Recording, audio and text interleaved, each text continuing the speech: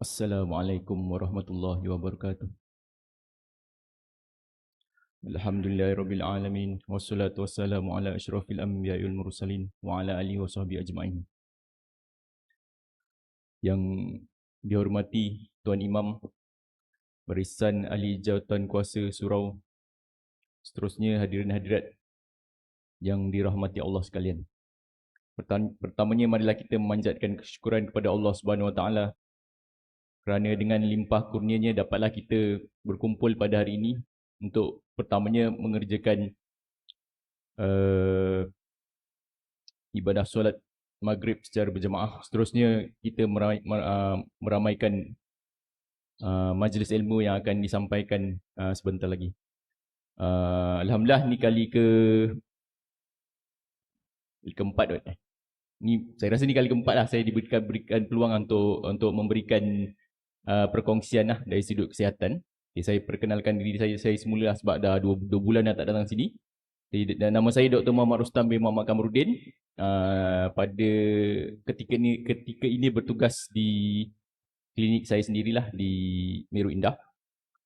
Jadi tanpa membuang masa saya akan menyampaikanlah sedikit perkongsian pada malam ini, iaitu pemeriksaan bakal haji.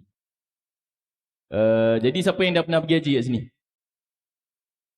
Semua dah pernah pergi kot. Ni muka-muka dah pernah pergi ni. Okay. Jadi kalau dah pergi haji ni biasa nama depan tu ada haji kan. Jadi kalau saya tak tahu nama saya panggil haji pun semua orang kena kan. Okay, right. Okay, jadi tajuknya ni memang pemeriksaan bakal haji. Tapi walau bagaimanapun, ia bukanlah terkena ataupun tertakluk kepada orang yang nak pergi haji. Yang dah pergi haji 10 tahun lepas ke, 5 tahun lepas ke, 3 tahun lepas pun boleh menggunakan dia punya perkongsian yang saya akan sampaikan ni. Dan yang terutamanya yang dapat panggilan lah pada tahun ni. Ada yang dapat panggilan tahun ni? Ada? Malu nak angkat tangan? Okay, saya pun dekat klinik pun dalam minggu ni dah agak ramai lah. Agak ramai pesakit-pesakit yang datang klinik untuk buat pemeriksaan pemeriksaan jemaah haji. Dan alhamdulillah hampir kesemuanya saya luluskan lah. Jadi, tapi tak adalah nak cakap saya senang luluskan orang, tak. Jadi dah memang lulus, kita luluskan lah kan. Tapi kalau tahun-tahun lepas tu memang ada juga yang saya tak bagi lepas. Sebab memang ada isu-isu tertentu lah Jadi kepentingan pengetahuan berkaitan kesihatan ni pentinglah untuk kita pergi mengerjakan haji Sebab ibadah haji ni adalah salah satu ibadah fizikal. Sebab dia banyak guna fizikal terutamanya kena banyak jalan. Nanti saya akan terangkan lah. Tuan-tuan pun saya rasa lagi maklum lah daripada saya berkaitan dengan ibadah haji. Cuma saya akan refresh balik. Saya akan tunjuk balik apakah cabaran-cabaran yang akan dihadapi oleh umat Islam yang mengerjakan haji di Mekah nanti. Okay, right. Okay, jadi ini isi kandungan saya punya ceramah pada malam ini. Saya akan ceritakan sedikit hukum haji lah. Hukum haji ni bukan kita tak cerita pasal rukun haji ke apa, tak ada Saya tak ada tauliah nak cerita pasal hukum haji. Cuma saya akan bagi tahu siapa sebenarnya yang diwajibkan untuk mengerjakan haji. Okay? Yang kedua, saya akan terangkan serba sedikit aktiviti-aktiviti ketika melakukan ibadah haji. Seterusnya, cabaran-cabaran yang akan kita hadapi ketika mengerjakan haji. Dan seterusnya, pemeriksaan haji yang akan dilakukan di Malaysia. Dan isu-isu biasa yang dihadapi oleh bakal-bakal jemaah. Dia ada banyak isu. Tapi yang biasa saya hadap tiap tahun, dia lebih kurang sama je sebenarnya. Okay, right? Dan seterusnya, kita buat kesimpulan daripada kita punya pembentangan ni. Jadi dalam tempoh setengah jam ni saya akan cuba kongsikanlah kepada tuan-tuan Jadi ini adalah hukum mengerjakan ibadah haji Hukum dia wajib. Bagi yang berkemampuan. Kalau mampu wajib lah, tak mampu tak wajib. Jadi saya petiklah dalilnya daripada surah Ali Imran ayat ke-97 lah dia punya maksud.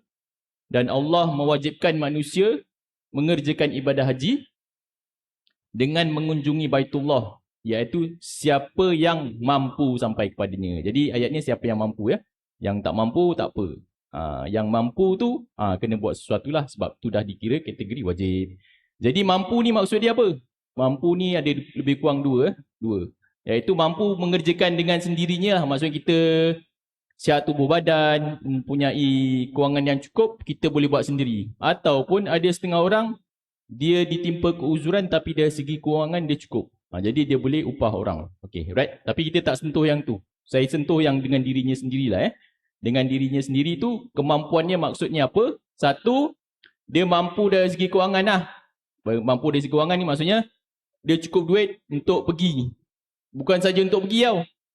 Bukan saja untuk pergi, tapi untuk bagi nafkah kepada orang yang ditinggalkan. Contoh, kalau ayahnya pergi, dia kena pastikan orang yang ditinggalkan kat Malaysia tu, adalah nafkah. Tak adalah kita pergi yang kat rumah tu kontang-anting, tak makan, tak apa kan. Nanti kebuluran. Okay?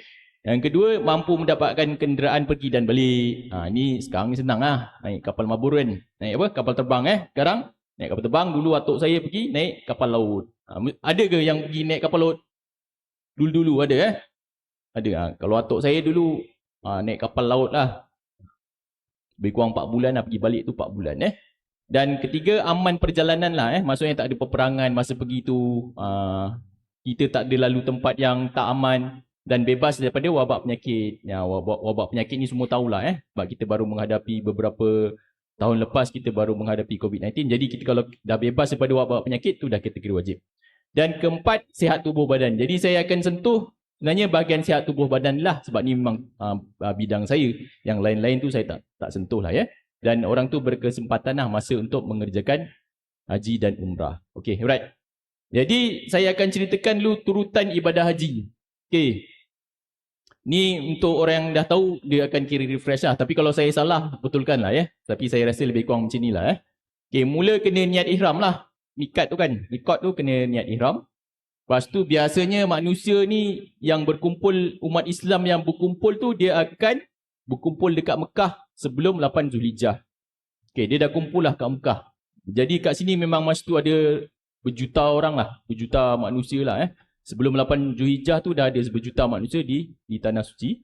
Okay, lepas tu mereka akan bergerak ke Padang Arafah pada 8 Zulhijjah Ni namanya Hari Tarwiyah. Jadi daripada Mekah ke Padang Arafah tu, dia punya jarak lebih kurang 22 km. Jadi ni nak pergi naik apa ni? Jalan kaki ke naik bas? Naik bas lah. Yang ni 22 kilo naik bas. Tapi yang lain tu ada yang kena jalan kaki Lepas tu dah sampai Arafah tu, dia kena wukuf. Wukuf di Arafah pada 9 Zulhijjah Dia dalam tempoh, biasanya wukuf tu selepas zuhur 9 Zulhijjah tu sampai subuh pada keesokan harinya 10 Zulhijjah. Lepas tu kalau dah wukuf, boleh bergerak ke Muzdalifah. Dia bermula, biasanya orang dah start bergerak sikit-sikit tu lepas maghrib lah, 9 Zulhijjah. Lepas maghrib tu orang dah berperingkat lah pergi ke Muzdalifah tu, jaraknya lebih kurang 8 km. Okay? Kenapa saya tuliskan kilometer-kilometer ni? Inilah yang jarak-jarak yang nak kena dilalui nanti. Jadi, ia memerlukan kesihatan fizikal yang tinggi lah untuk melaluinya. Okay? Lepas tu mabit di Muzdalifah bermalam. Lepas tu pergi ke Mina pada 10 Zulhijjah. Dan kemudian melontar Jamrah Kubra lah di Mina. Dia punya jarak tu lebih kurang 10 km. Kita estimate lebih kurang 10 km. Kemudian bercukur ataupun bergunting di Mina. Kemudian kalau mampu melakukan ibadah korban lah pada Hari Raya Aidil Adha tu dekat Mina. Dan pada 11, 12, 13 tu kena melontar lagi Jamrah Ula, Wusta dan Aqabah. Okay? Alright? Jadi dan kemudian setelah selesai ibadah ni 11, 12, 13 tu jemaah akan bergerak semula ke Masjidil Haram pada 13 Zulhijjah. Dan bila sampai ke Mekah akan kena buat tawaf. Dia punya jarak lebih kurang 3 ke 4 km lah Tapi bergantung kita jauh mana, kita dekat dengan Kaabah tu berjauh-jauh mana lah kan. Ada yang sampai 7 km pun sebenarnya. Okay? Tapi ni estimate lebih kurang 7 ke 4 km. Kemudian sa'i pun lebih kurang 3.5 km lah dekat Mekah tu. Jadi ni adalah ibadah ni memang menggunakan fizikal yang kuat. Sebab memang kena banyak berjalan. Jadi nak tak nak memang kena jadi manusia yang sihat lah untuk melakukan ibadah ni. Kalau tak nanti rugi sebab tak boleh nak buat, datang sampai sana, masuk hospital. Ramai orang Malaysia sampai sana, kat sini sihat. Sampai sana kena masuk ICU, sampai sana kena baring kat hospital, sampai sana kena dialisis, sampai sana kena masuk macam-macam. Last tak boleh nak buat. Jadi tu adalah satu yang merugikan lah kalau berlaku yang sedemikian. Okey. Jadi cabaran-cabaran mengerjakan ibadah haji. Pertama saya dah cakap tadi, banyak berjalan. Banyak berjalan tu, kita estimate perjalanan yang akan dilakukan selama kita berada di sana adalah dekat 40 km juga sebenarnya kita jalan. Diam tak diam sebenarnya 40 km. Jadi tahan ke tak? Dia punya lututnya tu tahan ke tak? Lutut tu yang problem tu nanti. Lututnya kong nanti kat sana. Okey? Jadi memang kena kuat sikit kat sana. Kedua, cuaca panas. Cuaca panas menyebabkan kita jadi kering lah. Okay, kalau yang tahun lepas tu, dia punya cuaca tu terlalu panas. Sampai lebih 40 saya rasa. Kat 50.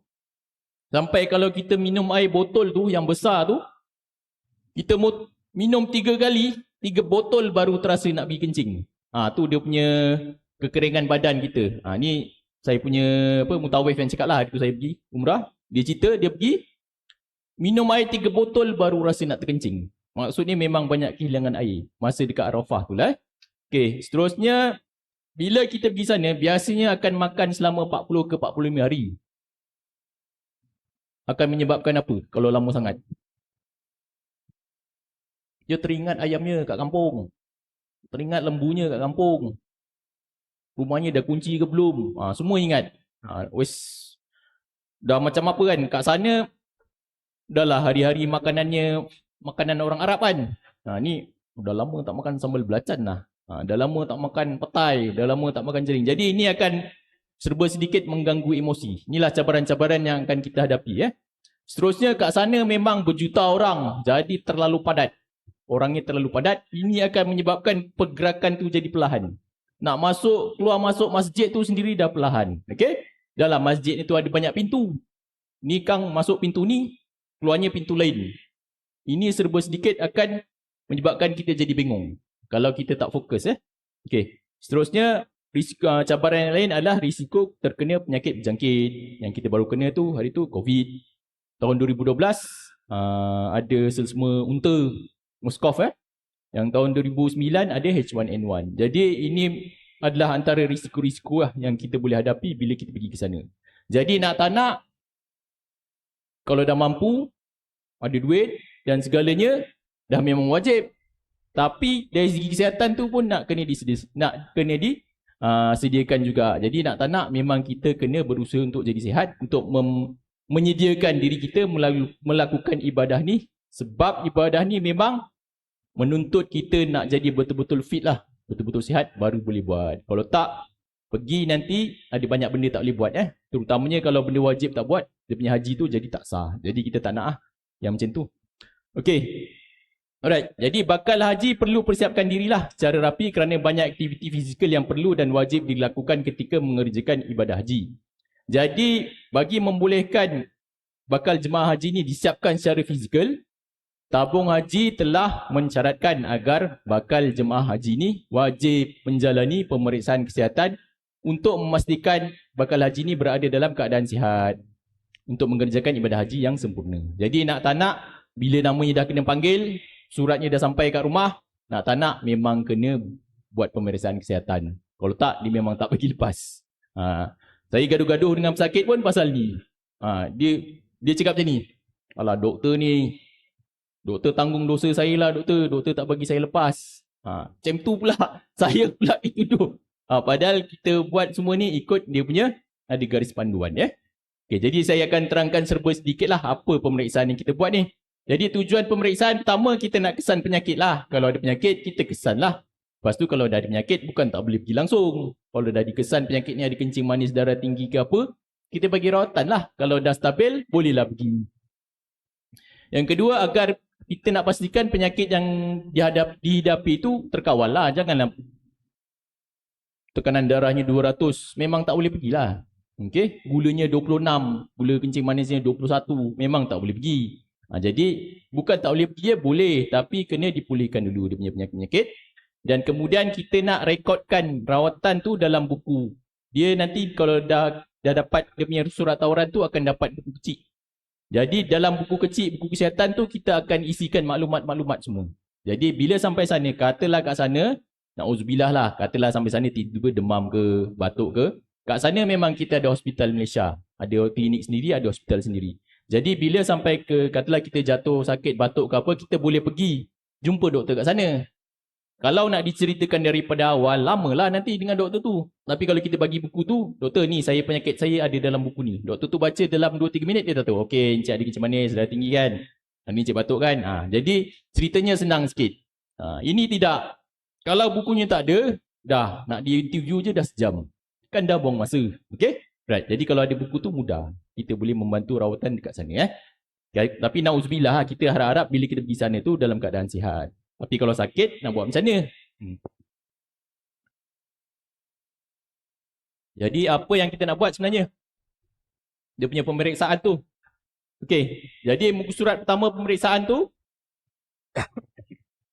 Okey, bakal jemaah ni kena membuat pengakuan. Kalau dia ada sakit apa-apa, dia kena beritahu doktor.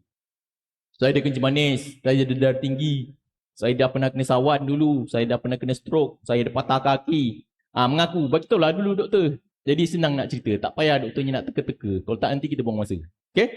Yang kedua, kena juga mengaku ada masalah-masalah yang lain, contohnya ada buasir ke, ada angin pasang ke, batuk kuah darah ke dan lain-lain. Dan bagi jemaah wanita pula, kena mengaku dia ni mengandung ke tidak. Sebab kalau mengandung memang tak boleh pergi.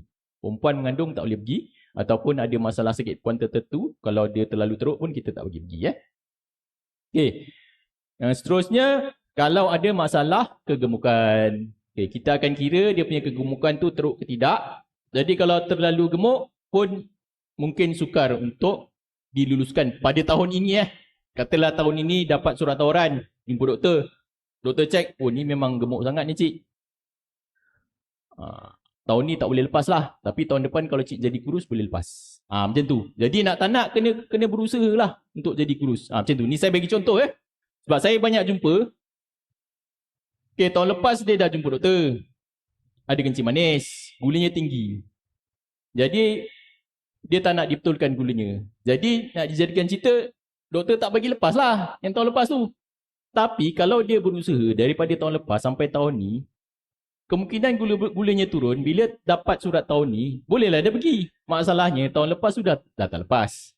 Lepas tu dia buat tak tahu. Tahun ni dapat surat lagi. Gulanya tinggi lagi. Kan dah 2 kali panggil, dua-dua tak lepas. Kan kerugi tu. Orang lain susah-susah nak dapatkan panggilan tu, tak dapat-dapat. Ni dah panggil 2 kali, tak lepas-lepas. Macam itulah dia punya ceritanya nanti. Okay?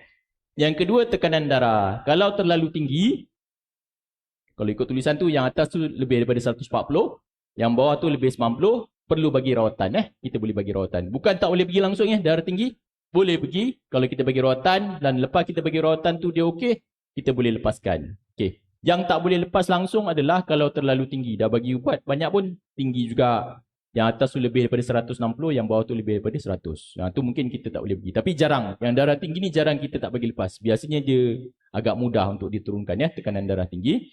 Dan nadi tu bacaannya biasa antara 60 ke 90. Tapi ni pun jarang juga. Tapi kalau ada, pun boleh dibagi rawatan jugalah. Okay, right? Jadi kita akan cek juga macam mana orang ni bergerak. Adakah dia boleh jalan sendiri? Masa dia masuk bilik doktor tu, boleh jalan sendiri ke tidak?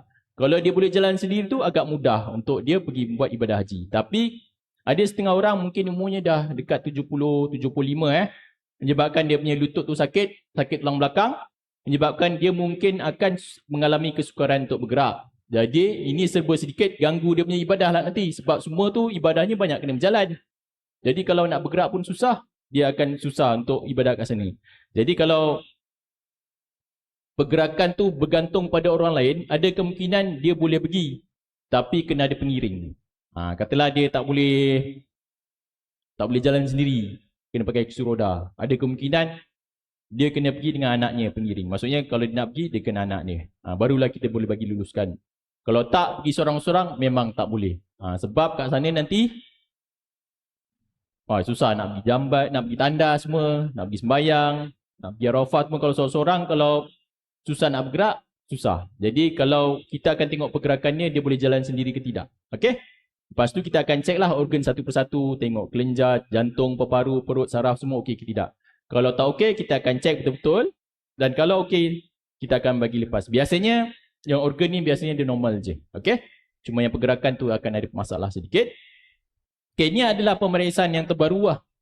Okey, kita akan test pesakit tu. dia boleh buat ke tidak. Contoh test yang ni. Ini adalah testnya. Kejap. Okay, contoh test ni. Okay, ini adalah antara test yang kita boleh buat. Okay. Kita akan test pesakit. Kita akan suruh dia duduk. The test trials. Okay, lepas tu yang baju, tengok yang orang yang baju merah tu complete the test as quickly as tak ada possible, but not to move faster than is safe. The tester must start the timer on go whether or not the participant starts to move. The timing stops when the person sits on the chair. The score is the go signal to the seated position. Record both test scores to the nearest. Must start the timer on. Ini antara test yang kita suruh buat. In the test trials. Okay, mula dia kena duduk. Lepas tu daripada duduk tu kita suruh berdiri, jalan macam tu. Ni antara pemeriksaan yang kita boleh buat lah. Jadi kita nak tengok dia boleh buat ke tidak. Tapi kalau dia boleh buat, maksudnya ni antara dia punya requirement lah. Boleh tak buat, cik? Boleh buat. Senang je ni. Okay, ni antara dia punya test yang kita akan buat. Okay, yang kedua. And use the fastest score.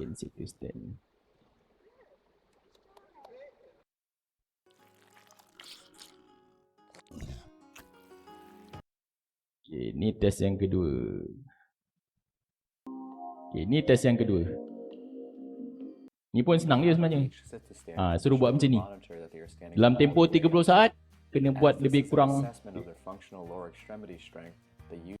Use their hands, allow them to. Their feet should be planted firmly onto the joint.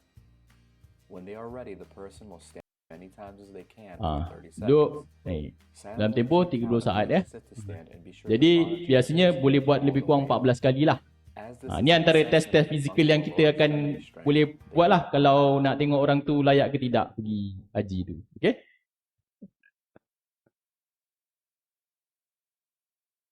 Okay, berbalik kepada tadi Okay, right.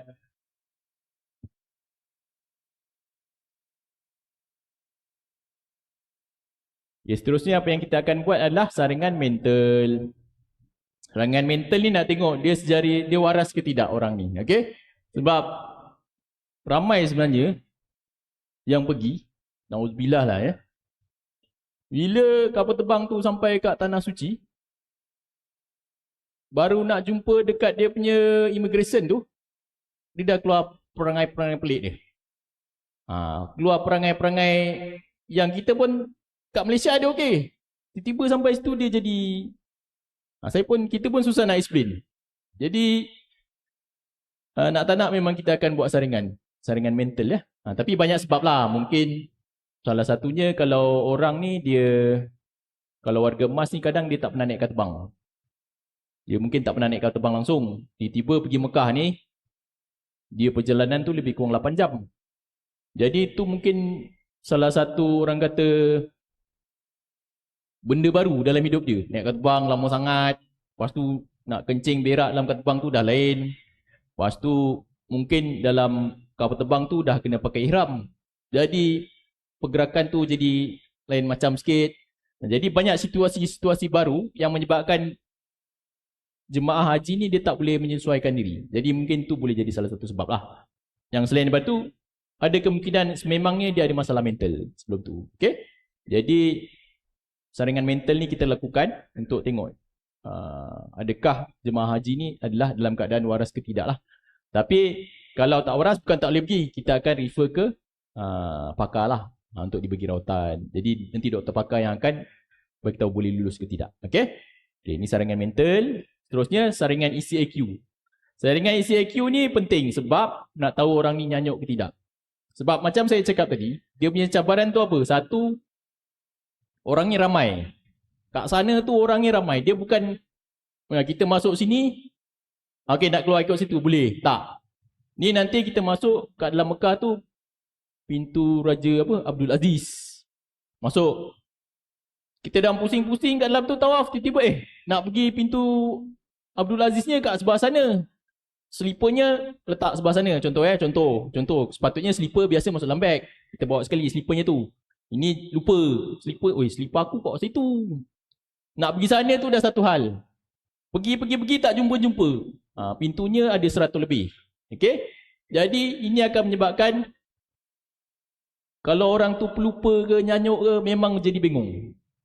Pergi pagi bangun tidur, pergi sembahyang subuh. Lepas tu dah tak balik-balik. Kawannya satu bilik ni dah macam apa orang ni tak balik-balik ni? Dah lepas isyak kok tak balik-balik. Jadi ni adalah satu masalah. Rupa-rupanya pusing-pusing, mubeng-mubeng dalam tu. Pusing-pusing kat situ tak jumpa jalan keluar. Sebab dia nak sangat keluar balik pintu yang dia masuk. Memang biasanya tak boleh. Sebab orangnya terlalu ramai, biasanya kita akan masuk pintu lain, keluarnya tu pintu lain. Jadi untuk memudahkan cerita, biasanya slipper ke apa tu memang masuk dalam beg sendiri. Okay, sebab kita akan keluar pintu lain. Lepas keluar pintu lain, kita akan tengoklah kat luar tu kat mana. Okay. Jadi ini akan ada jadi masalah kalau orang tu ada masalah selalu pelupa, dia nyanyuk ke ataupun dan sebagainya. Ataupun sebelum ni dia pernah kena stroke. Jadi sedikit sebanyak kecederaan pada otak tu akan mengganggu dia punya pemikiran. Jadi bila dah orang dah terlalu ramai tu, dia jadi bingung. Okay? Ataupun dia ada penyakit-penyakit lain lah. Jadi ini pun akan kita test lah. Biasanya kita akan check, kita akan bagi dia nombor. Cik boleh ingat tak nombor ni? Kita akan tanya dia. Bila tarikh lahir? Bila hari ni berapa bulan? Hari ni hari apa? Ni sekarang dekat mana? Kat depan ni siapa? Kalau dia boleh jawab direct ni, biasanya dia okey. Tapi biasanya kalau orang yang lupa nyanyuk ni, dia tarikh lahir dia tak ingat, nama dia tak ingat, biasanya ni memang agak sukar untuk dilepaskan lah. Jadi ni saringan ni agak penting lah sebab ni akan mengganggu sedikit dia punya ibadah ke sana. Okey? Seterusnya ujian makmal. Ujian makmal biasanya yang paling simple, yang wajib kita akan cek sel darah merah lah. Biasanya ni normal lah. Biasanya normal, tapi kalau tak normal, kita akan siasat. Sel darah merah ni adalah sel yang bawa oksigen, biasanya lebih daripada 10. Dan kita akan cek gula. Kalau tak ada kencing manis, kalau kita cek sepatutnya bawah 7.8. Okey? Tapi kalau ada kencing manis, ceritanya lain. Okey? Yang wajib ada 2 je test. Biasanya sel darah merah dan juga gula. Tetapi ada juga ujian-ujian khas. Contohnya kalau umur 40 tahun ke atas, dia ada pernah kena sakit jantung, pernah kena kencing manis ke darah tinggi, kita akan cek jantung, buat ECG. Ataupun kita akan kena ambil darah bawah pinggang dia untuk kalau dia ada kencing manis, darah tinggi ataupun sakit bawah pinggang. Kalau untuk sakit kencing manis, kena cek darah gula purata lah, HbA1c. Kalau lebih 60 tahun, kita kena buat X-ray ataupun dia batuk-batuk teruk. Ataupun kalau wanita tu dah lebih 4 minggu tak datang period, kita akan buat cek ujian mengandung. Ini antara test-test khas lah. Okay, tapi test-test ni bergantung pada individu. Dia ada penyakit apa baru kita buat. Yang wajib yang tadi, 2 ni aja. Sel darah merah dan gula wajib. Tapi yang lain-lain ni bergantung. Dia ada penyakit ke apa ke tidak. Okay, right. Okay. Dan ada juga penyakit-penyakit tertentu, kalau dah kena ni memang tabung haji tak bagi pergi langsung. Ni memang harap maaf lah. Memang saya pun bukan saya yang buat keputusan Ni memang tabung haji yang buat. Tapi memang logik. Contoh kalau mengandung memang tak boleh pergi langsung kalau wanita. Sebab dia akan ada risiko pendarahan dan sebagainya. Yang kedua, kalau pesakit tu dia kena dialisis. Kalau dialisis pun dah kategori tidak wajib lah. Dia kategori tidak wajib sebab kalau kena dialisis, seminggu kena 3 kali dialisis. Kalau kat sana dulu lah, saya rasa dalam 15 tahun lepas, dibenarkan pergi buat dialisis, orang yang boleh buat dialisis tu pergi.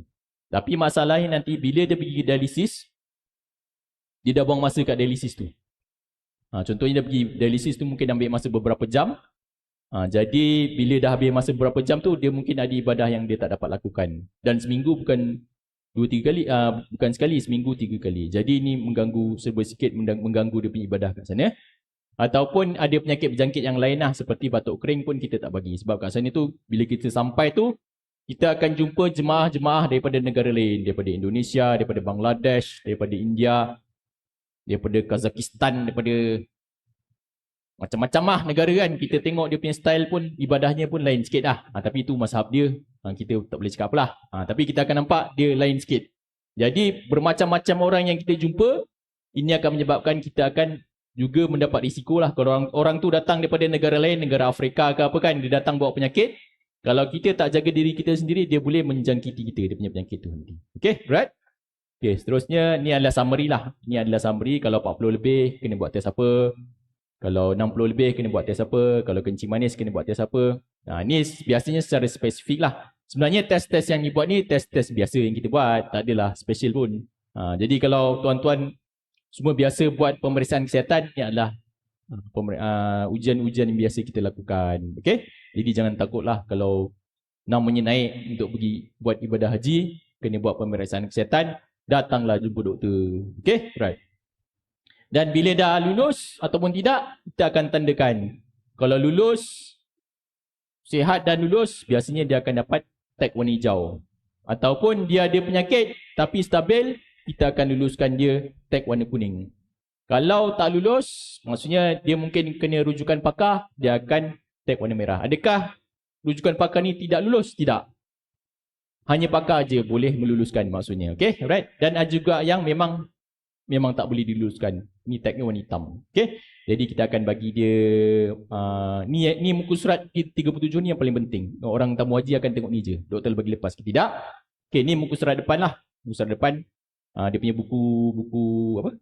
buku rekod rawatan jemaah haji tu. Okey, alright. Okey, isu-isu yang kita hadapi. Isu-isunya biasanya bila namanya naik, dia ada masalah kalau orang tu tak pernah buat pemeriksaan kesihatan seumur hidup. Seumur hidup tak pernah buat. Tiba-tiba namanya naik. Lepas tu dah ketakutan lah. Pergi jumpa doktor, tengok ada 3-4 penyakit rupanya. Umurnya dah 50 lebih, tak pernah buat pemeriksaan kesihatan. Namanya naik, tiba-tiba cek ada 3-4 penyakit. Jadi ini akan menyebabkan rawatan tu susah nak buat. Mungkin boleh lepas, tapi ambil masa lama sikit. Jadi kita akan minta penangguhan 2 minggu macam tu. Jadi sampai dia punya penyakit tu dapat diluluskan. Tapi ni biasanya ada risiko untuk tak lulus. Jadi nak tak nak, tuan-tuan semua saya nasihatkan buatlah pemeriksaan secara berkala.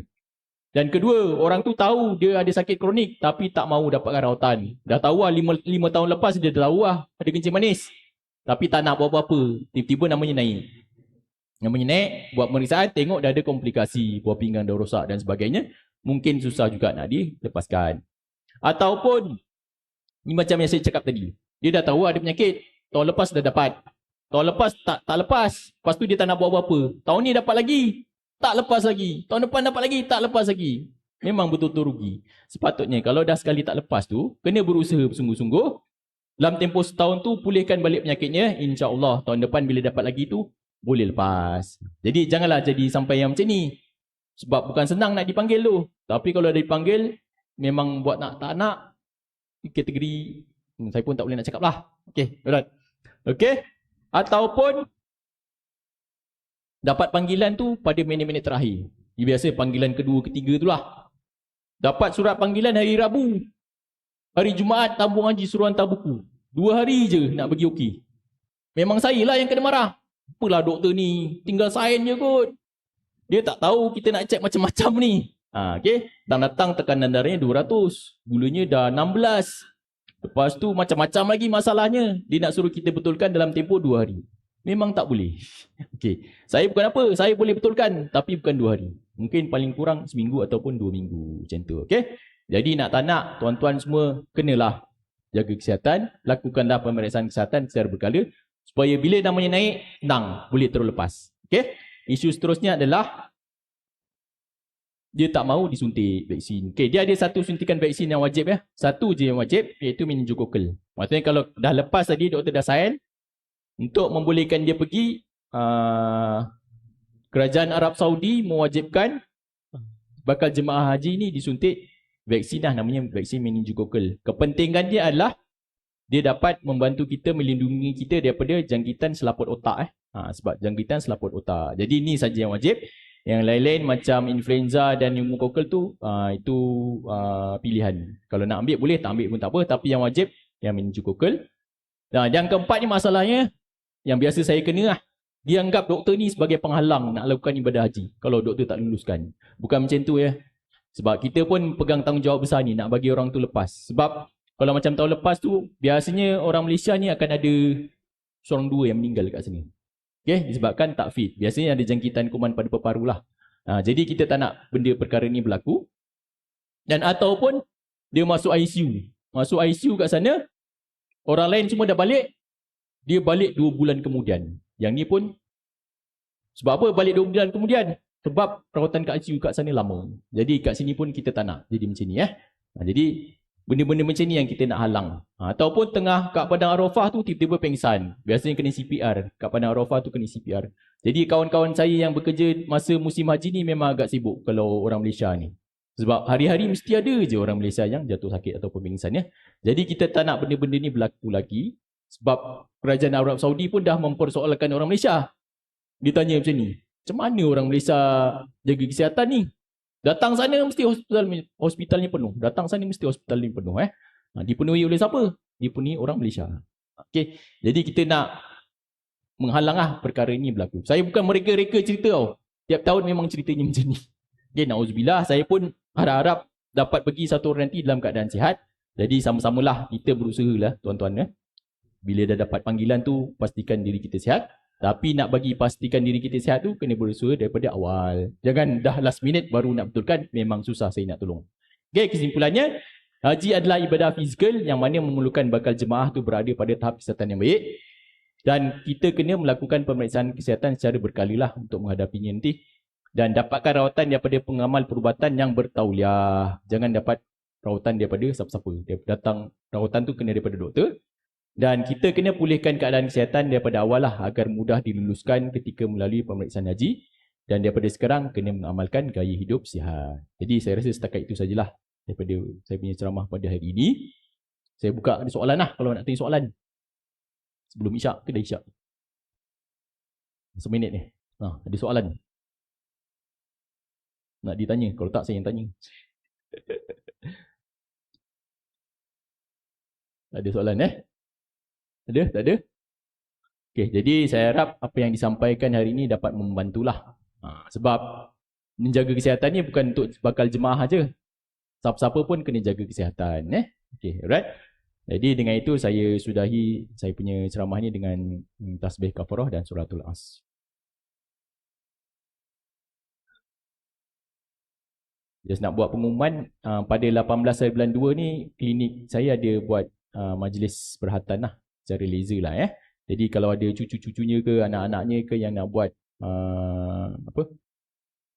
hatan tu bolehlah daftar untuk pada 18 hari bulan. Tapi nak daftarnya daripada awal lah. Sebab takut dia punya kuota tu penuh. Jadi kita punya tukang sunat tu kita import lah daripada doktor daripada Jabatan Pembedahan lah. Hospital Putrajaya. Jadi untuk membolehkan kita punya prosedur tu selamat lah. Tak ada terpotong kepala, terpulung apa kita tak nak Okay, right. Jadi saya rasa setakat itu saja. Sekian, wassalamualaikum warahmatullahi wabarakatuh.